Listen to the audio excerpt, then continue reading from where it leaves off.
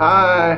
Hi. I am so excited about this, Jody. Thank you so much for the wonderful opportunity to do this. It's wonderful to for our paths to cross again, and let's see what happens with this and where we can go from here.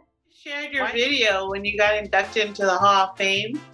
Yes. Have you shared it on Twitter? Wow, that was nice. So, well, we have all these clips from when salsa aerobics first came to be national television interviews, and he's in the process of putting them all on DVD, and I look at what the breadth of all of this is, and it's an inspiration for me to look back 32 years ago and what has transpired and what doesn't go away, because this is culture. Cultures don't go away. Oh, no. They just don't. It's like food. Ethnic food doesn't go away. Ethnic music doesn't go away. How an ethnic song is danced to, this stuff doesn't go away. It's not a trend. It's a way. It's a way. So that's what is so exciting about this. I believe the way is like indigenous, meaning it's part of the earth, it's part of us. Wherever we move, we bring it with us. Our food, Yes. our culture, the way we dance, the way we sing, So I think it's great, and it's a great part about America that we can be ourselves in America. Right. And keep that continuity for the culture, for our children, for our children's children. I mean, I'm looking at now being a grandmother and introducing all the music and all the passion and all the fun that the culture is in terms of music. And so it's a gift that we give, and we give it from one generation to the next, and we keep it alive. And, yeah. For people that don't really understand salsa, can you explain what it is exactly? Because I know there's like 4 or 5 different types of dances, but they're all from different countries, or Right. So if you look historically, like there's a lot of controversy having to do where did salsa come from, So as Colombians we get very righteous about, Cali, Colombia, which is where I'm from, is the salsa capital of the world. So absolutely it came from us. And then you go into Puerto Rico, and there's the salsa music that comes from Puerto Rico. And then you go to Cuba, and then there's that. But really, when you look historically, salsa really was born in New York with the different ancestral cultures that are in New York. That it's got some jazz, it's got some Afro-Cuban, it's got a little bit of everything. So when you look at it from a historical standpoint, you can trace it back to that. Okay. In one of the questions that you had to do with ballroom dancing, and ballroom dancing was adopted by the World Dance Sport Federation in the 30s.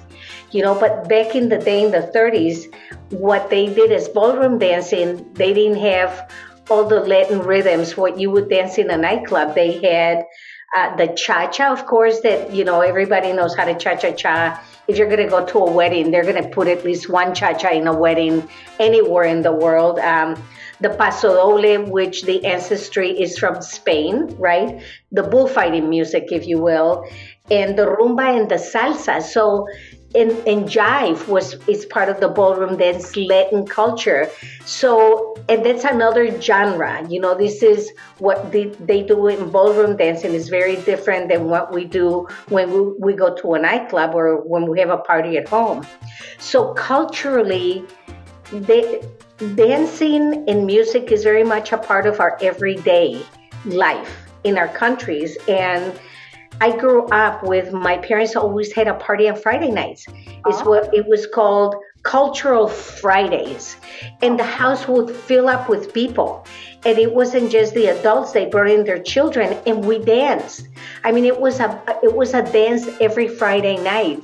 And as children, we were held babies are held, and the babies learn that beat and that movement with the parent holding on to them. And so this how soon we start with the culture. It's not, oh, now I'm going to go to school and learn how to do that.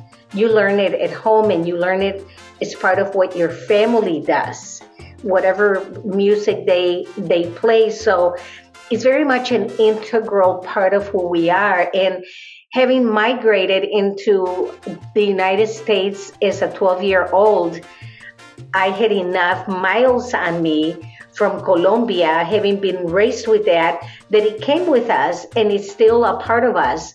We come here, we immerse into our new culture, the American culture, but we don't give up what we came with. It's still a part of us, which is so crucial. Because in a way, not only does it keep us going with those threads of our ancestry and trying to be born, if you will, in a new country, but we keep that. It becomes very much a part of us, and we mix it, with the new culture that we are becoming a part of. And at age 68, Jody, my music is today as much a part of me as it always was, if not even more. It's something that not only culturally makes me emotionally excited or nostalgic, but it's something that keeps.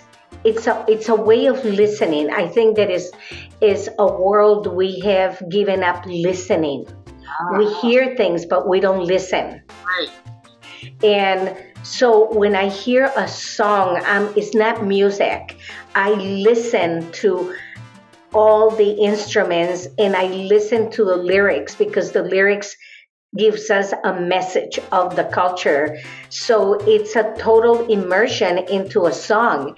And when you do that, it's like eating chocolate ice cream. If you like chocolate ice cream, you go, it's so delicious. And that's what music is to our culture, and that is the way the music and the movements are presented in a salsa aerobics class. It's not just something that goes at 160 beats per minute and you don't know what it is.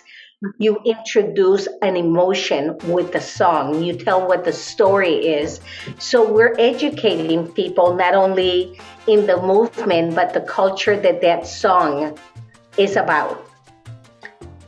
And that becomes a more personal journey for the person doing the class, or the person listening to a song in the car, for example. It's total, and that's never going to go away, because it's culture. It's not a trendy thing that happened and it's a fad and then it went away. Culture doesn't go away. It never does. Brings you back to your homeland too when you're Yes, here. it does. It does in a really healthy way, because there's emotion associated with it.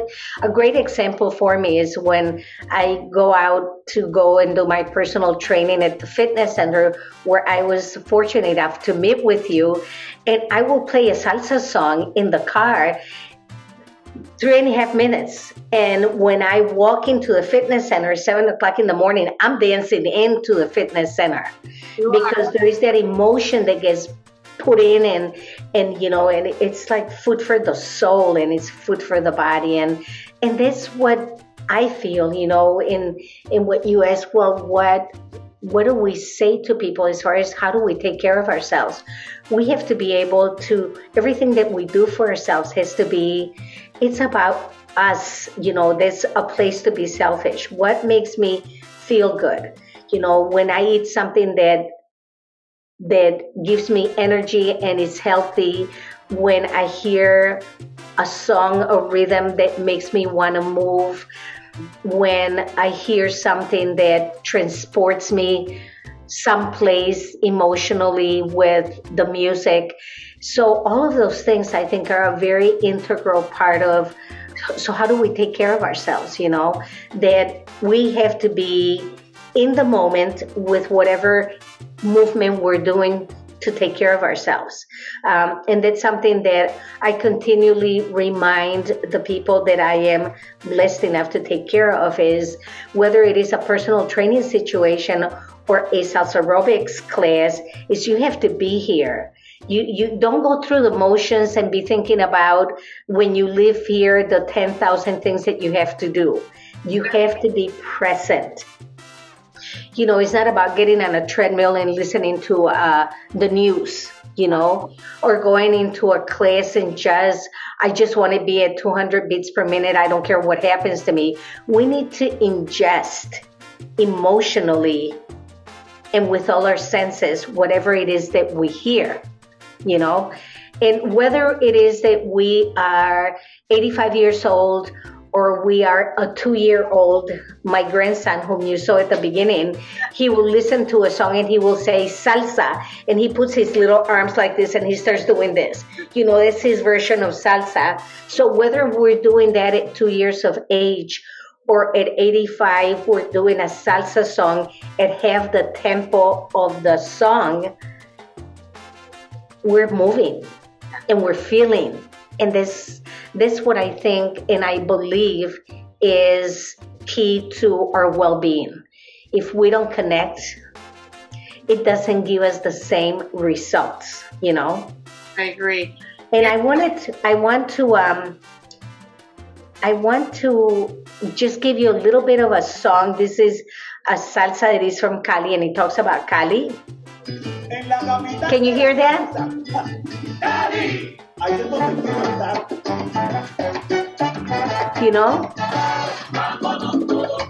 I mean, you hear that and you just automatically, yeah. So if I were to do a half tempo, it would be 1, 1, 1, 1. If I go tempo, it would be 1, 1, 1, 1, 1, 1, 1. If I go double, 1, 1, 1, 1, 1, 1, 1, 1, 1, 1, 1, 1, 1. So it's like driving a car. Do I want to go 30 miles an hour? Do I want to go 45?